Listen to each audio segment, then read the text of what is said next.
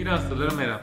Bugün uykuda nefes durması ve horlama şikayetleri nedeniyle daha önceden tarafımıza başvuran ve yaptığımız uyku testi sonucunda tıkayıcı tipte uyku apnesi saptadığımız hastamız. Bildiğiniz gibi uyku apnesi santral, obstrüktif tip yani tıkayıcı ve mix tip olmak üzere 3 ayrılmaktadır. Uyku apnesi tanısı ve uyku apnesinin tipi polisomnografia dediğimiz uyku testleriyle belirlenen uyku apnesinin tipi ve tanısına göre tedavi modaliteleri bulunmaktadır.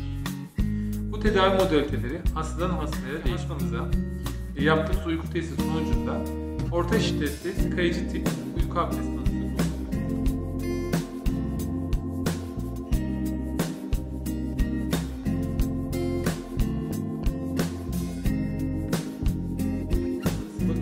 Ve takiplerle hastamızın uyku apnesi hastalığından tamamen kurtulacağını düşünüyorum. Sağlıcakla kalın.